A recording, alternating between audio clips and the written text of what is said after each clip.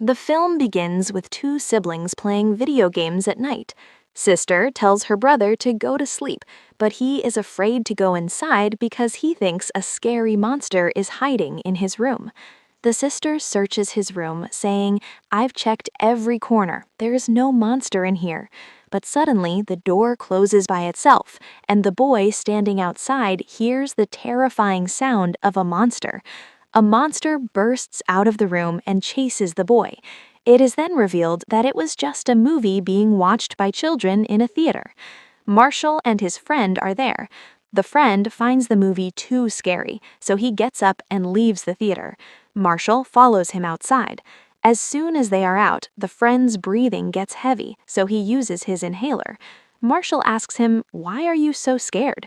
He reminds him that Halloween is next Sunday. If he keeps being scared, how will he enjoy it? Marshall and his friend go to meet a girl who owns an antique shop. She tries to scare them while wearing a werewolf costume. After meeting them, she leaves and goes home. Marshall tells his friend that he must face his fear. He dares him to go ring Mr. Kaboot's doorbell. The neighborhood children avoid Kaboot because they think he is a killer. The friend gathers courage to ring the doorbell, but Kaboot appears behind him. Terrified, he runs back to Marshall. Then they go home. That night, while Marshall is at his house, his mother invites her boyfriend over, and they have dinner. Marshall is upset by his arrival. He gets angry and leaves in the middle of the meal. A little while later, Marshall's mom comes to his room. She says, "I want to move on with my life." With that, she leaves. Just then, Marshall hears his friend on the walkie-talkie. The friend tells him to look out the window. They live near each other, and his friend sounds nervous.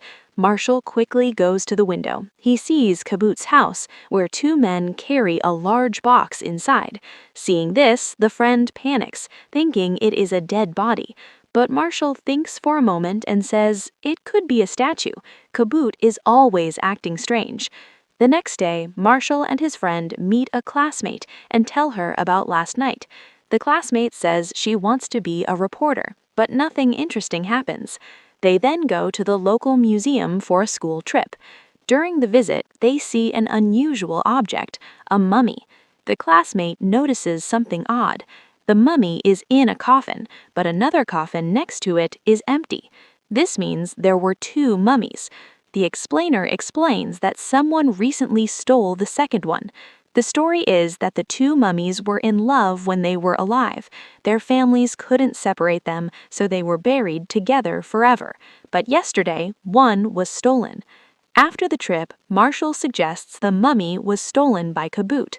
Hearing this, the classmate gets serious. She asks, how big was the box at Kaboot's house? How many people did it take to lift it? Marshall answers, and she suspects that the mummy is in that box. They make a plan. That night, Kaboot leaves, and the three kids enter his basement. But Marshall's friend is scared and stands near a lamp. Then he spots a large box covered with a sheet. Slowly, he removes the sheet. He is shocked by what he sees. It is a mummy's coffin, and he is stunned. Then he sees a locket around the mummy's neck. He reaches to look closer, but the mummy falls on him. He screams and runs to Marshall. Meanwhile, light from the lamp hits the locket, and the mummy slowly begins to move, coming to life. When the kids return to the basement, the mummy is gone. They think Marshall's friend is lying, but then the mummy appears right in front of them. Terrified, they run upstairs. The mummy follows them, but instead of harming them, it simply picks up the flashlight and returns it to the friend. The classmate realizes the mummy is not a threat. Just then, they hear Kaboot's car. They leave the house. When Kaboot goes to the basement, the coffin is empty. The mummy is missing. This disturbs him. Outside, the kids decide to hide the mummy at Marshall's house because it is following them. Marshall brings the mummy home and offers it pizza and hot sauce. The mummy is confused, but starts to enjoy the hot sauce. Marshall remembers an old friend named Harold who loved spicy food. Therefore, he names the mummy Harold. The next day, Marshall's mom leaves for work. Marshall goes to school and tells Harold to stay inside, but Harold goes outside and sees a bus featuring an Egyptian princess. Reminded of his lost love, he reaches for the image, but his bandage snags and he is dragged along as the bus moves. After school, the kids find Harold missing and search for him. Harold ends up at the museum, drawn by the princess's picture, and the kids secretly retrieve him. They take Harold to the antique shop, where the owner photographs his locket to translate the inscription.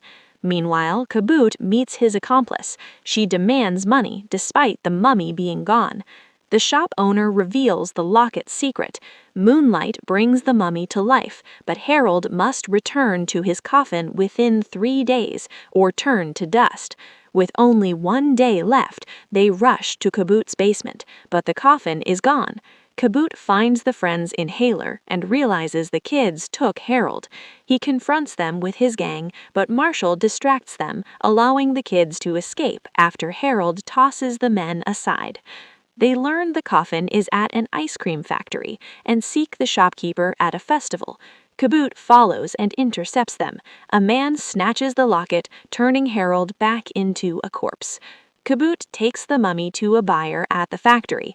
Marshall and his friends intervene, knowing Harold must reach his coffin. Marshall is caught, but his friend swings on a rope to grab the locket. Marshall throws it to Harold, and as it lands around his neck, he comes back to life. Then he attacks Kaboot's gang, throwing them across the room. After this, they tie the bad guys up and run to the museum. Once there, Harold sees his love come back to life. They embrace each other. Afterwards, they both lie down in their coffins to sleep forever. The news reports the missing mummy returned on its own and lay down in the coffin. Kaboot and his gang are arrested. Marshall and his mother's boyfriend become friends. Marshall realizes he is a good person who cares for his mother. They decide to be a happy family. The story ends happily.